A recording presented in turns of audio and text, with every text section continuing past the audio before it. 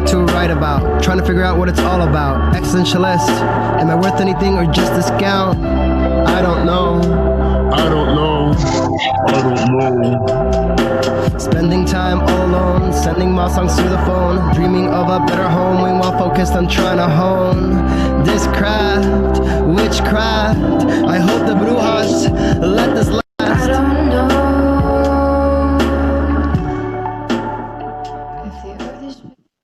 WNHH LP 103.5 FM New Haven, behind the brand with myself, Prestige, and my partner in crime, Long Island Rays, Elm City made, EZ Bluez is in the building.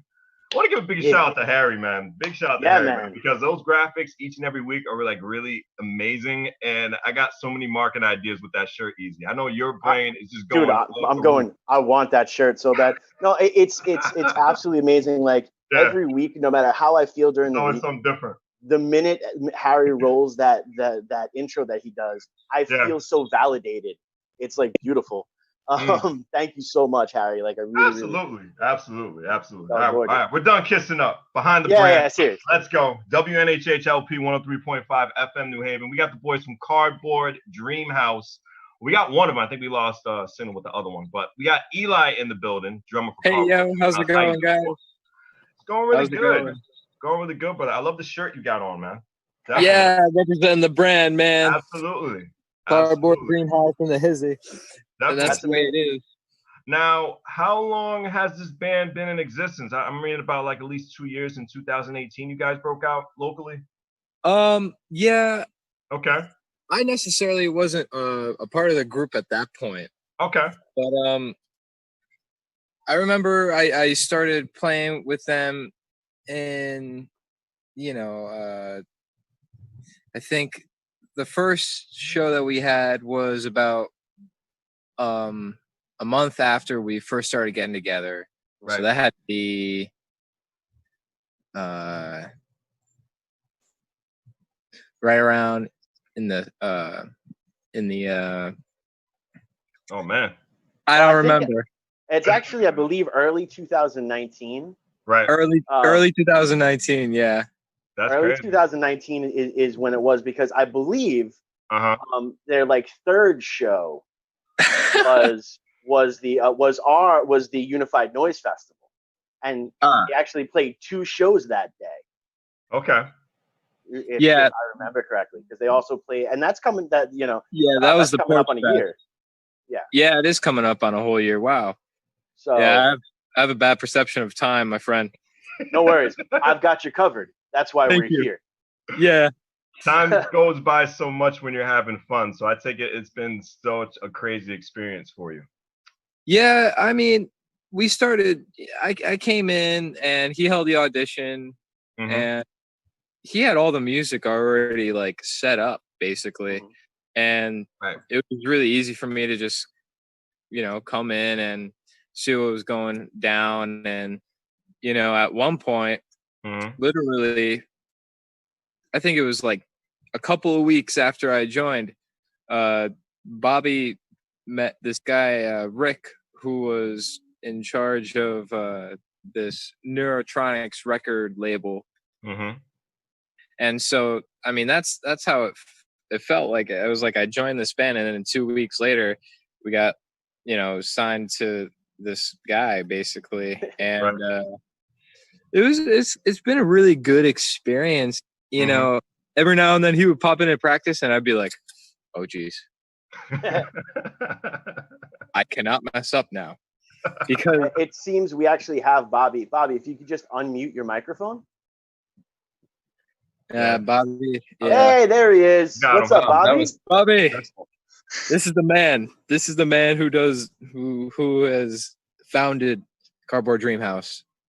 And that's we were actually starting to talk about, how everything started out and how Eli became part of the band. I didn't really know how to start off. So, we're glad you're here because you can fill in all the blanks. That was stressful. We're glad you're here because, hey, before we go any further, congratulations. You guys have just released your Neurotronic Records debut, Perspective. And this record, again, like Eli said, most of this music is 100% written by Bobby already. He's got everything taken care of. This is really his child. But what's amazing is he has this incredible core of people around him that are able to give that extra meaning and feeling to your own creations. So can you tell the viewer a little bit what it's like to entrust your dream in other people's hands, Bobby? Well, thanks for having us on here for one. Absolutely. And absolutely, man. Bobby, thanks for having us. Oh man, where'd he go? I don't know. Going in and out. He's going in and out. He's going in and out. We had this problem. Remember, we had this problem with Mr. Council's feed a couple weeks ago too. That is true. But there Can you guys hear me? There you are. I can hear you really good, man. There you are. And now he's frozen. Okay. Oh, you're back. There you go. So yes, can you tell the audience and the listeners a little bit what it's like to entrust other people with your dream, with your children, really, if you break it down that much?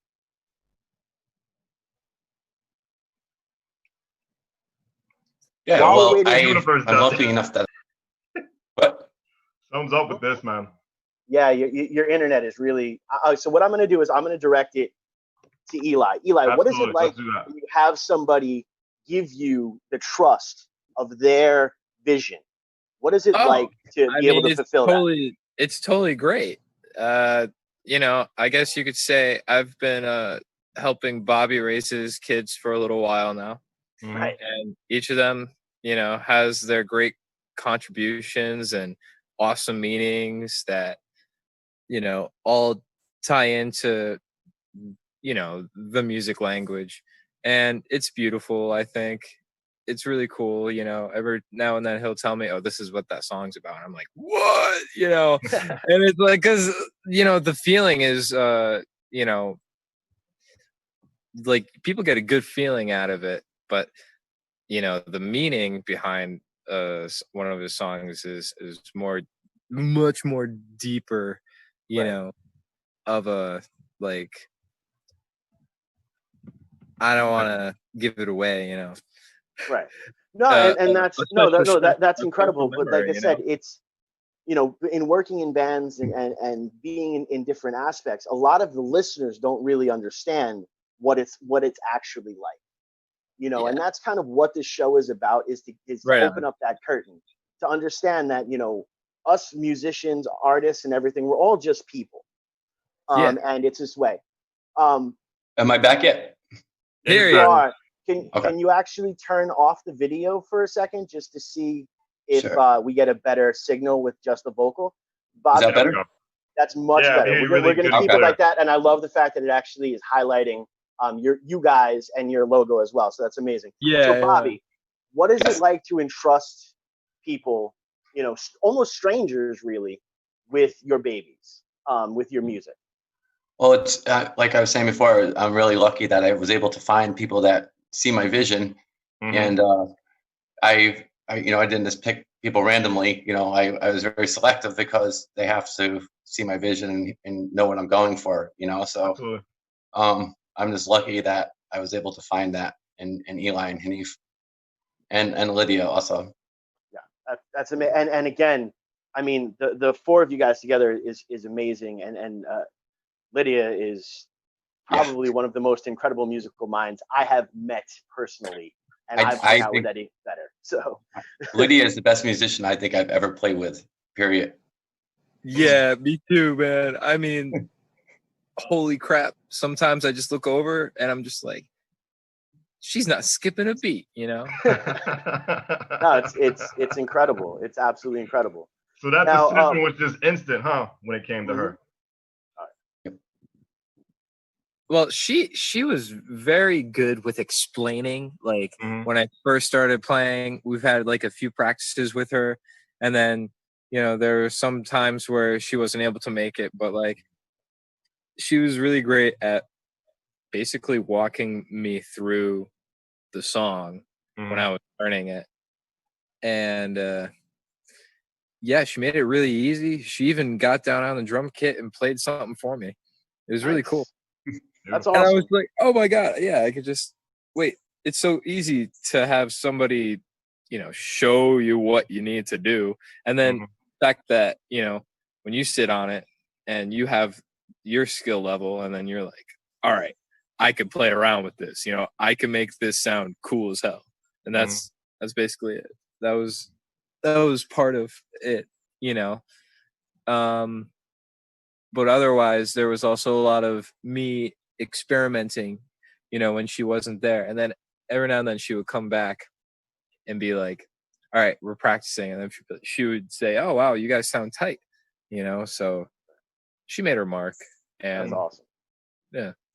Now, Bobby, Eli was saying before, when he was talking about the music, that you have this incredible aspect of these metaphors that are really highlight something that you're going through. And now that's a craft unto itself. Can you explain a little bit about your lyric writing process? Well, basically, I write a lot of music. I write more music than lyrics because I'm writing all the time. And if something hits me the right way, or a mood, or something's happening in my life, I'll start. I always write about everything, even if I just write things down, even if it's nothing, just so I remember and I have it. And eventually I piece it all together. Sometimes I write it all down at once, and while I'm playing, like the guitar or keyboard or something, and it all kind of comes together sometimes that way too. So there's no one way that I do things. It's kind of all over the place. And that's also something that I'd love to highlight, for those who don't actively engage in the creative process. There is not one right answer for that question. No. There's 1.5 million different, this is how I do it. This is what makes it relate to me. Uncle Frank Zappa has this amazing theory and this amazing sentence. All original music has already been done by people with powdered wigs. So just all you have is your own perspective, and you have to really just put your perspective in there, because there's only so many notes, there's only so many chords, and there's only so many ways you can arrange those things. Right. Now, you guys, when listening to your guys' music, there is this amazing kind of glam rock, like also 70s crunch to it. Now, I know that for a fact that I'm gonna expose you on this one, Bobby. I know you're a huge Kiss fan, and you can definitely feel that there's some, Stanley and Freely feel an arrangement to the way you guys build songs. Now, who are some other people that some people might not know are influences? First to you, Bobby, and then when you're done, Eli, I'd like to field that question to you. Yes. Well, the funny thing about that is a lot of people have said that to me, and Kiss is like probably my biggest influence, but I don't hear Kiss in any of my music, but other people do. So that's funny that you say that.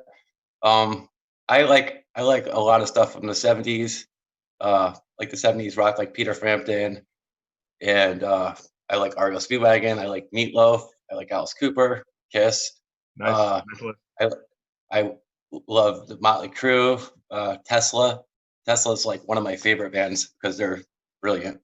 I love 50s stuff, 60s stuff. I like some stuff that's out now. So Angels and Airwaves, I love.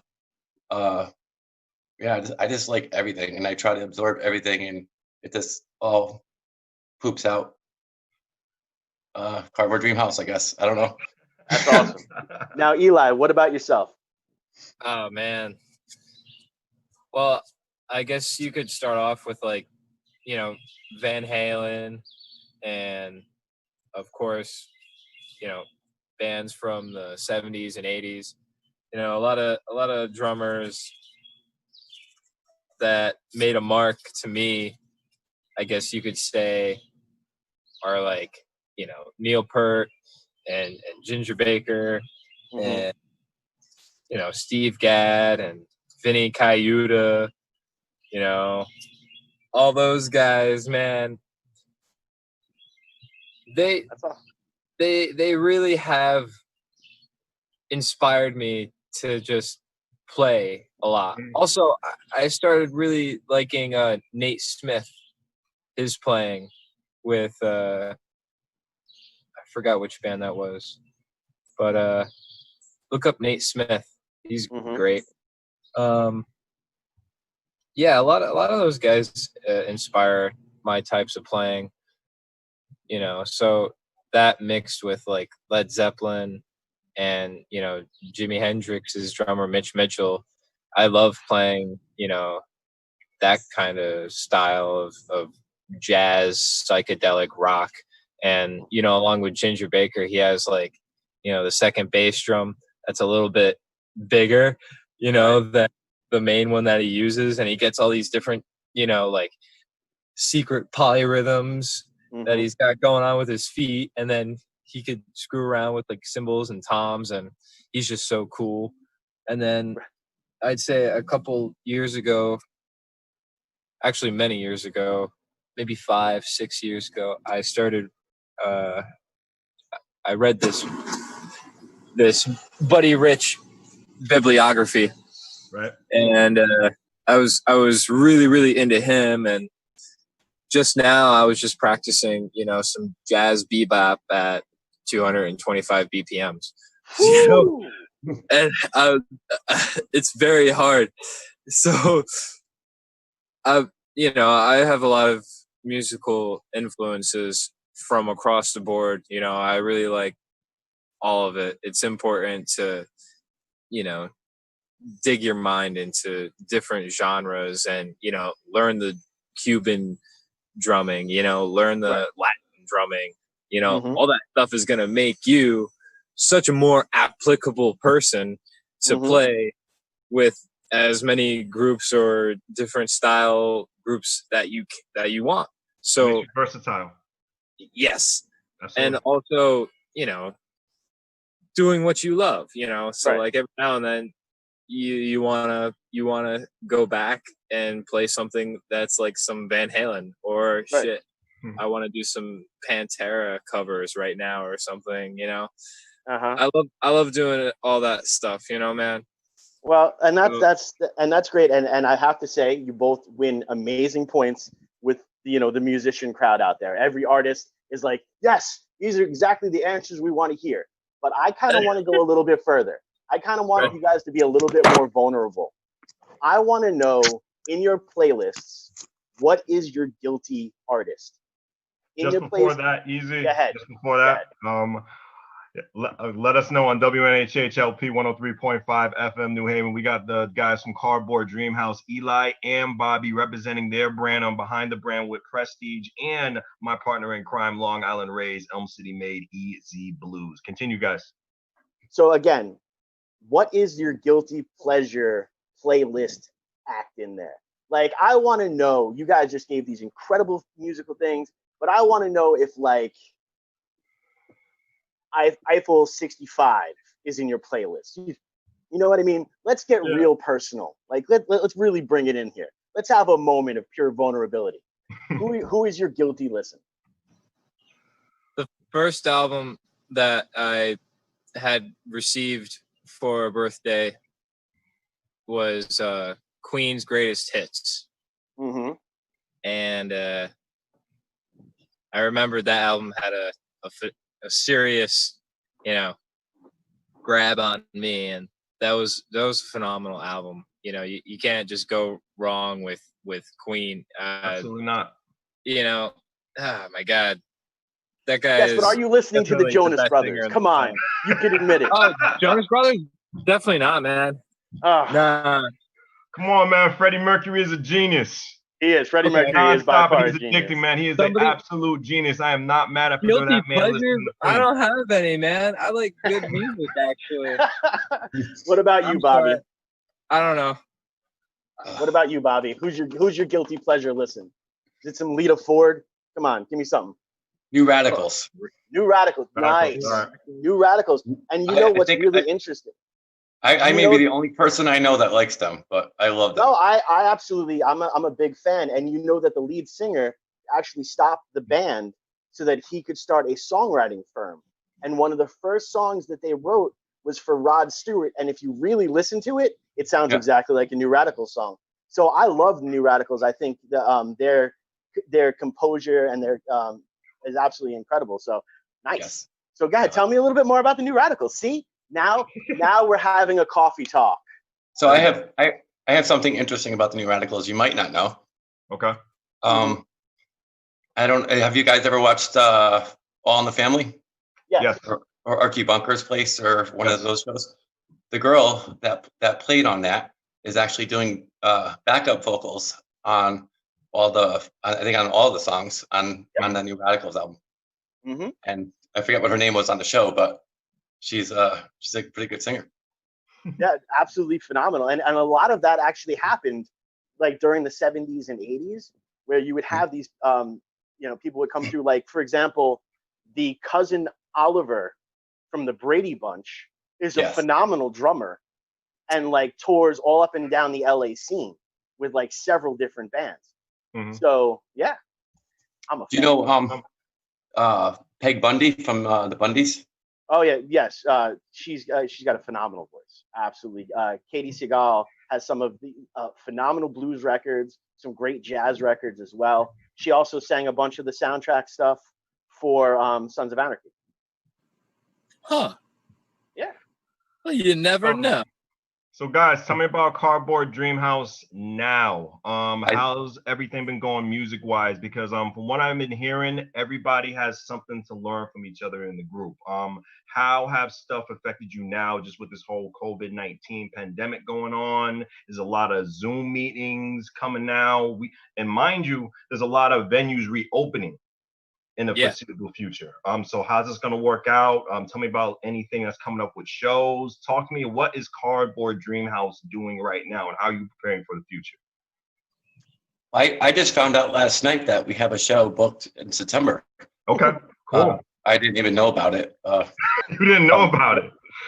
Rick from our label told me when I was on another show. He told him, and I was like, "Oh, we do?" So yeah. Has this happened before? Yes. We're not either the first or the last. Yeah. Look, that's something that's very normal in the musician aspect of it. I mean, we can go stories for stories for stories. There was a time that Shane Penguin was booked at a venue that we didn't even know we were booked at until the week before. Not putting any names out there, but it happens. There is these aspects of miscommunication when you have so much going on, that it could happen. And it's funny because I know the show you're talking about in September, and it was sent out in a group message to all the bands that are participating, and you responded thumbs up on it. But it happened so long ago. It was a long time ago, though, and I thought maybe it wasn't happening because of everything that's going on with the COVID. Bobby, just real quick, I hate to cut you off, but let's just try to get you with the audio only, because we want to hear you as clear as possible with this whole entire broadcast. Thank you. Okay. I love what you're saying, man. Continue, go right ahead. Like I said, just talk about some upcoming stuff that you got. I know you got the show in September, but just go ahead with what you were saying, because I don't want you to lose your train of thought. Go right ahead, boss. I don't remember what I was saying. Oh my God, I cut him off. Oh no. No, what you were saying about how everything is very uncertain. Yeah. Shows that we have booked coming out, even shows in 2021, due to the COVID situation, everything is so uncertain. And you were kind of explaining what it's like to, function as an artist in that time. So go ahead, Bobby. Well, we were originally supposed to have our CD release party May 30th, and that got canceled because of the COVID. And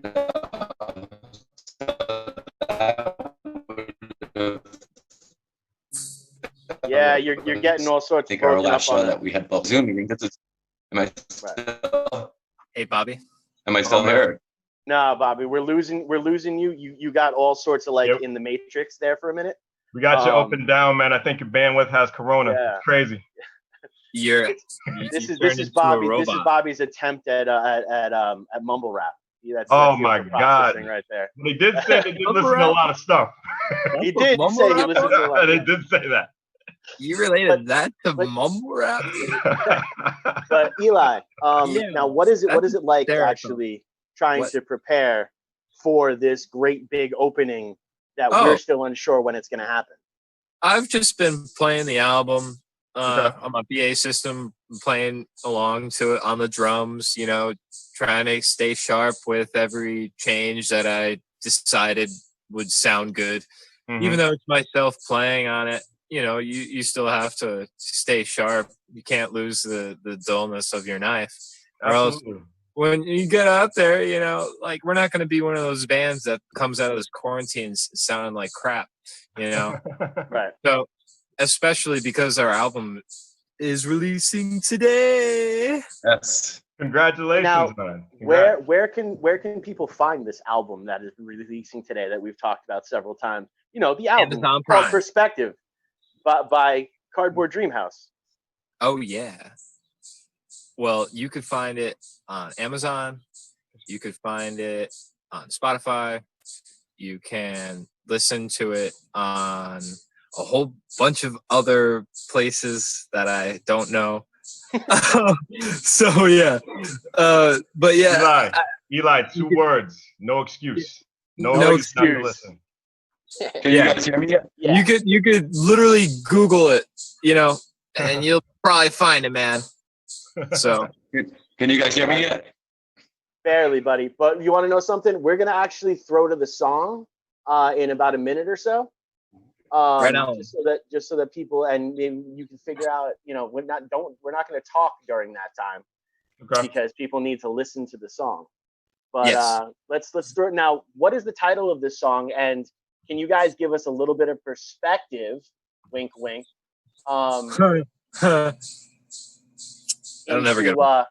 Into the actual, into the song, a little bit behind it, a little bit what it means. Can you? I don't think we were informed on what song are you playing? We don't know. Yeah.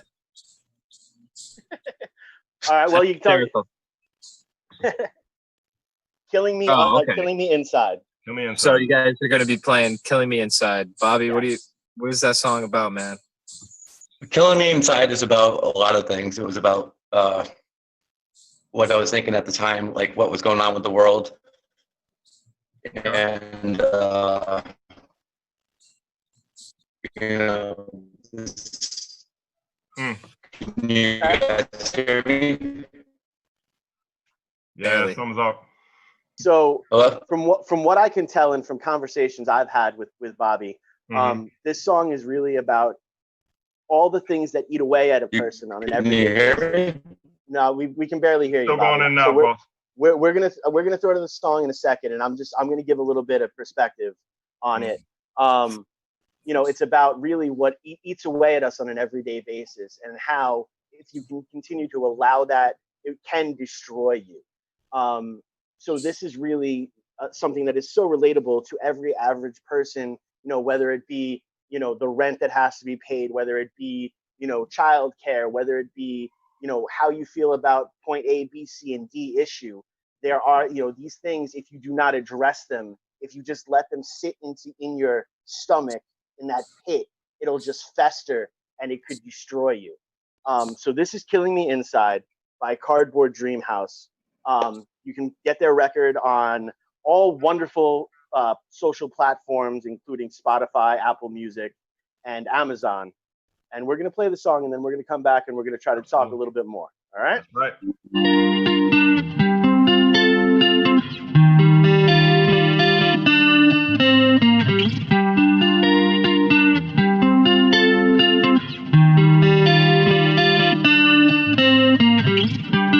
Time goes by so fast, like a blink of an eye. Every second you live, a part of you will die. No control over what you are and what is real. Make decisions based off of life's little fairy tales.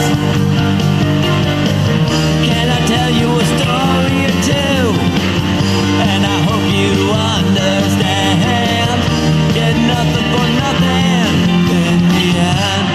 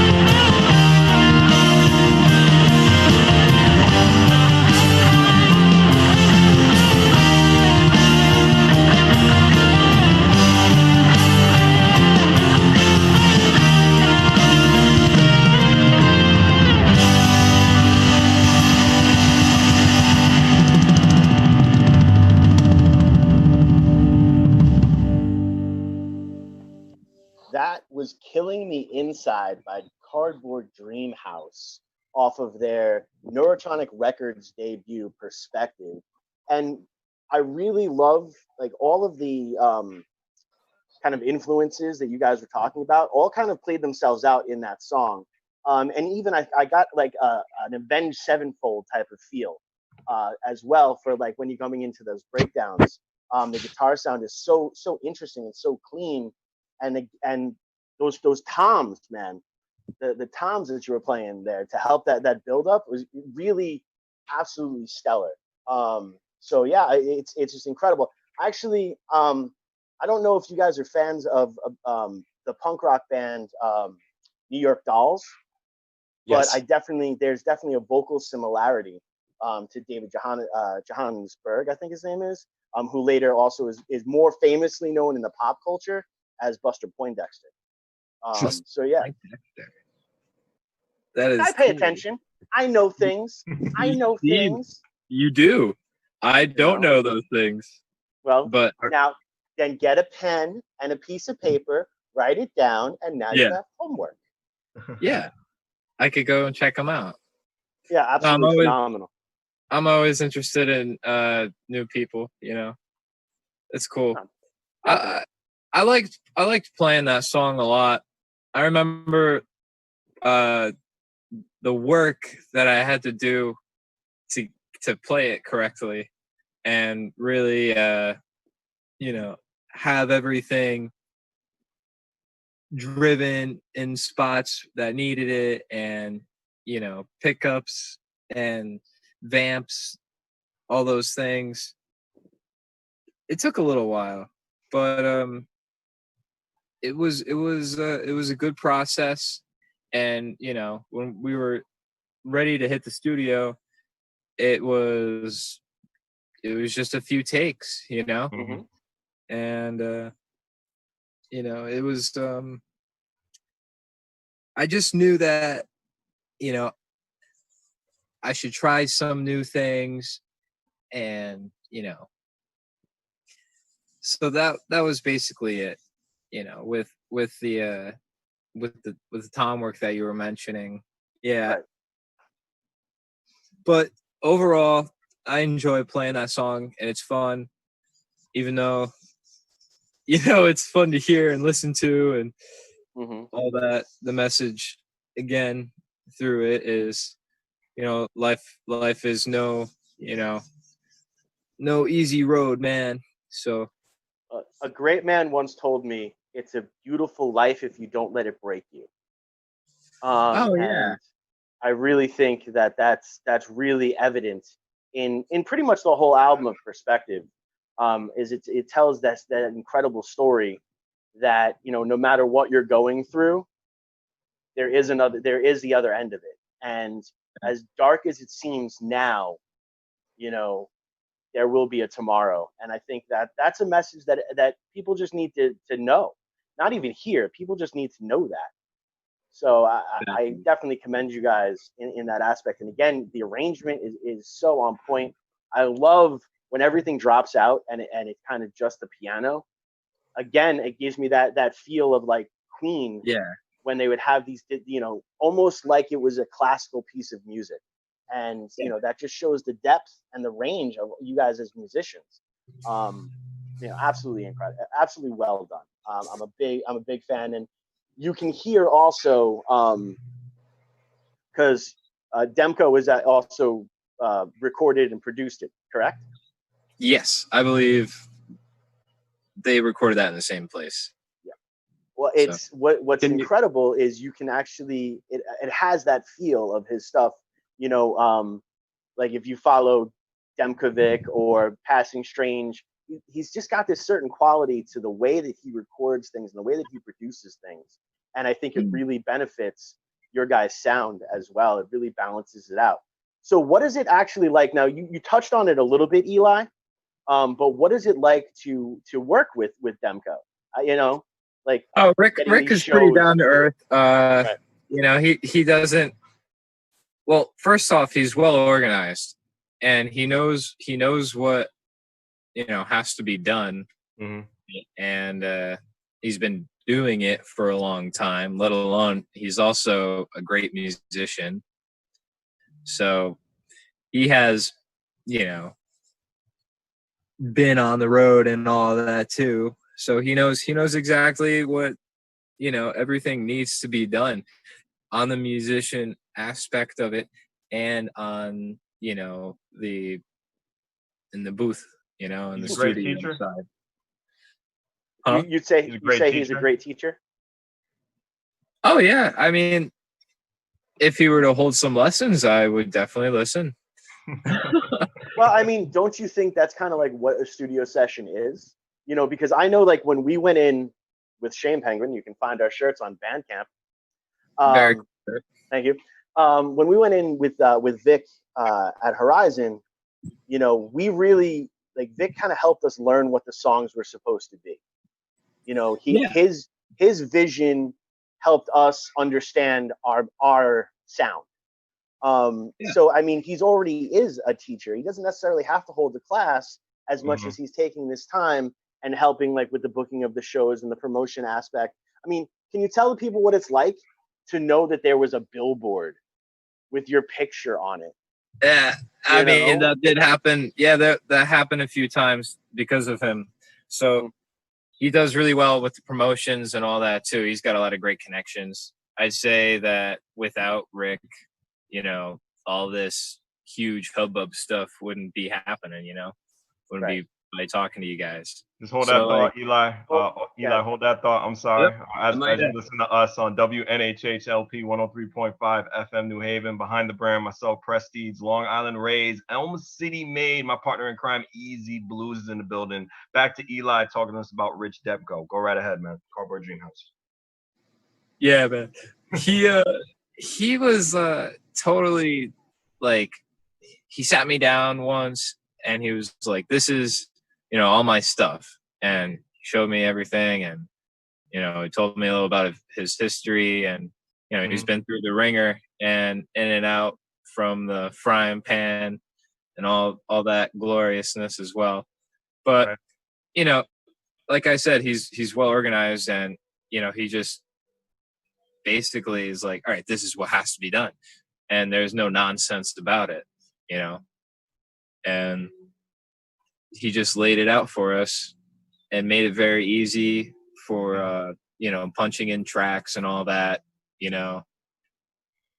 He made the recording process very streamlined, and, you know, I've done a lot of recording in my past with my other bands, and, you know, but those were like done in my friend's basement, you know, so it's like a completely different thing, you know. Completely different, yeah. Completely, you know, you get into arguments, you don't even, you know, you turn into different humans, you know. But it's with Rick, it was really great because he just made everything like really, really chill, and just was like, all right, this is what we're doing, and we did it. So Eli, Bobby, am I back yet? Many tracks are on the EP that just released out today? Am I back yet? Yeah, you're back. How many tracks are on the second, brother? There's 11 tracks. Okay. 11 tracks. How many didn't make the project? Actually, we added one. Okay. So, oh, really? Yeah. Nice. It was supposed to be 10, and we did 11 by accident. So. Well, and again, Bobby, I kind of want to touch on this the question I asked earlier. When trusting people with your sound, can you explain, being the artist, what it's like to go into a studio and work with a producer like Demko and really trust him to pull the best out of you? So what was it like dealing with Demko from the artist and the child bearer aspect? It was actually very easy. And because we talked about this project for a couple of months before we did it, so I told him what I was looking for, the sound I wanted, and I think he knew exactly what I wanted. Like I told him, he named off some bands, and I'm like, yes. So he knew what I was talking about. And that's right there. So, I think a process that everyone doesn't really pay that much attention to. You know, he actually was producing the record before he stepped into the studio.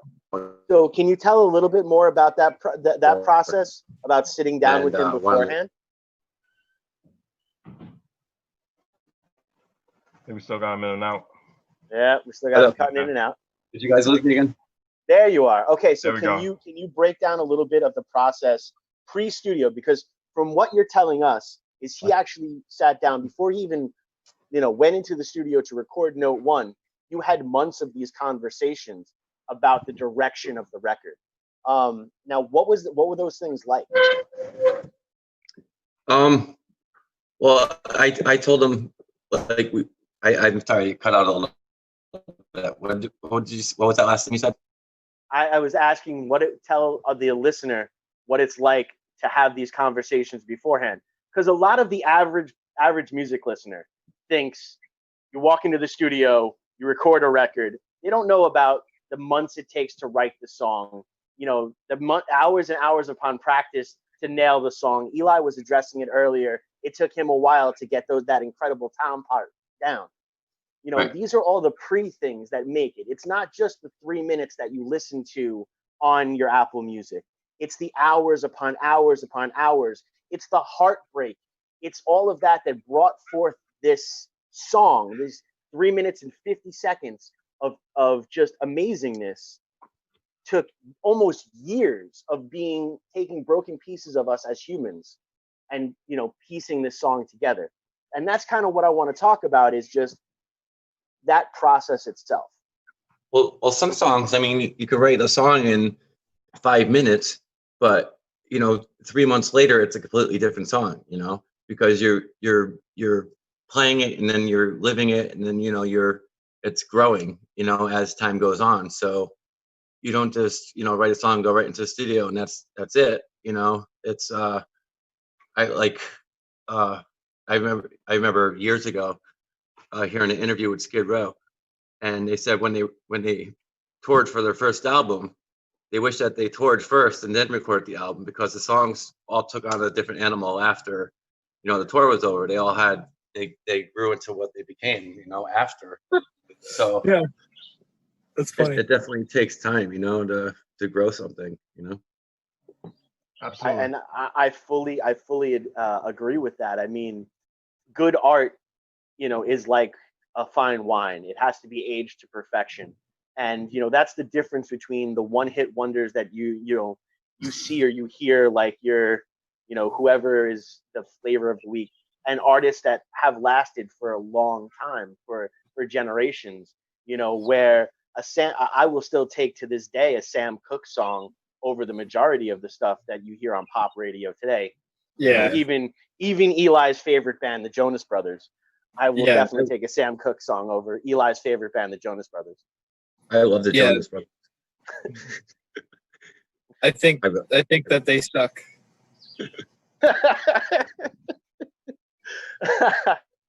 Well, look, man, it's called playing music for a reason. We're supposed to have fun, and we're trying to really have fun here, you know, and show a different side. Because, hey, man, you can go to a show and, you know, we're up there screaming, yelling, jumping around like crazy. But that is who we are in that moment. That is not who we are forever. And these opportunities are really to show the listener who we are forever. And I think it's an incredible opportunity. And thank you guys so much for being fearless enough to try something different. I know you guys aren't politicians. I know you guys aren't actors, but you guys are real people that make real music and make real art. And more people need to understand that story, that everyone with the right amount of practice, with the right amount of intention, can do what we do. You know, it takes time. You know, I love, Bobby, when you were talking about Skid Row, how they wished that they had made the record after they recorded, because there is this amazing philosophy of you become a master at something once you do it 1,000+ times.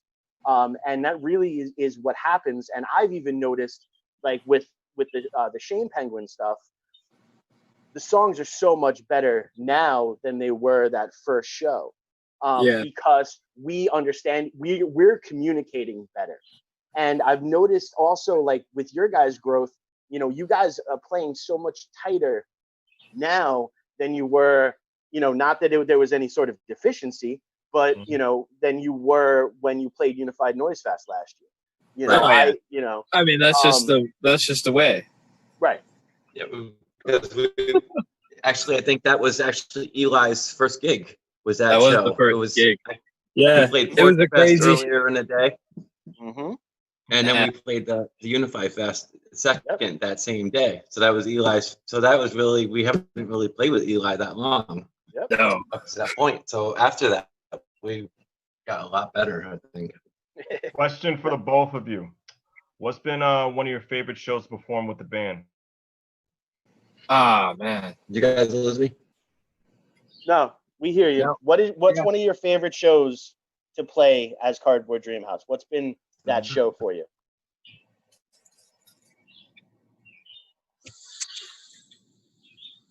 Eli? Bobby? You got me? Bobby? Oh, let's go with Eli. Okay. First, I think Bobby's still having issues. My favorite show? Yeah. I would say, man, I think they were all great. There were a few that were like really bad, but that's okay. That happens, man. That happens. Right. You just move on and get better.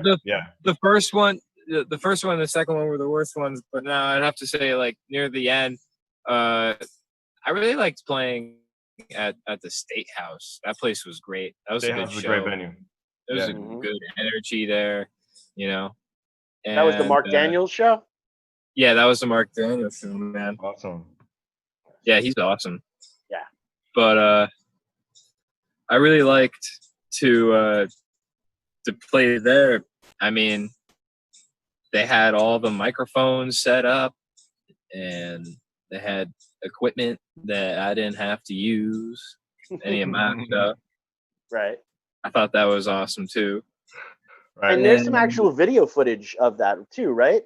Yeah, there is. And it looks pretty freaking good because now a couple where of can people people put find that a lot video of heart footage? into making the video look as good as it does.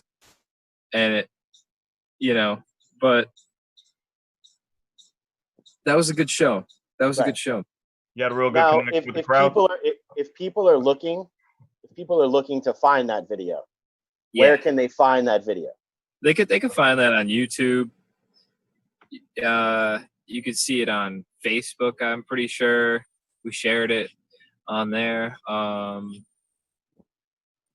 And yeah, I'm not sure where else you could find it.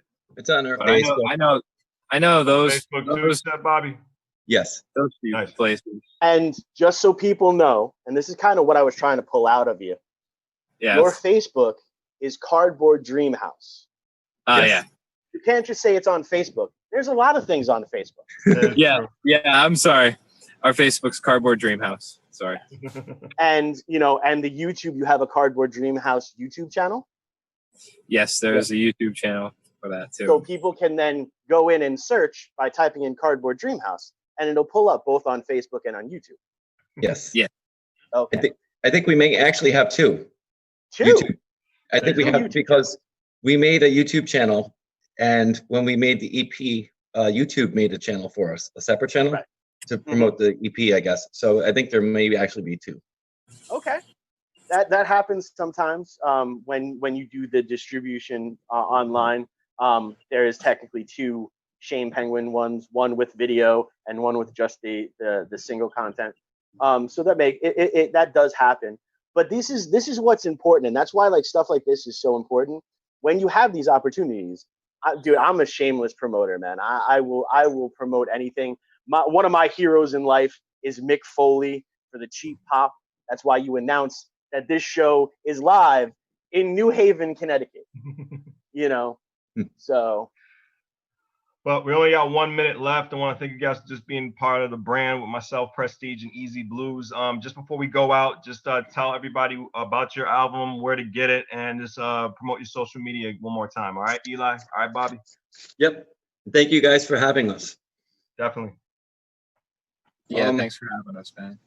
I got a message from Rick Demko from the label, Neurotronic Records, and he said that because before we didn't know, I guess where it could be found. It could be found on Napster, iHeart, Pandora, iTunes, Amazon Music, and that's all you gave me. But I'm sure there's a million more.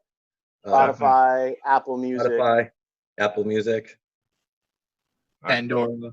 Thank you, guys. All right. Have a good day. Have a good day, guys. HHLP 103.5 FM, New Haven. Wondering what to write about, trying to figure out what it's all about. Existentialist, am I worth anything or just discount? I don't know. I don't know. I don't know. Spending time all alone, sending my songs through the phone, dreaming of a better home, meanwhile focused on trying to hone this craft, witchcraft. I hope the Bluez let this last.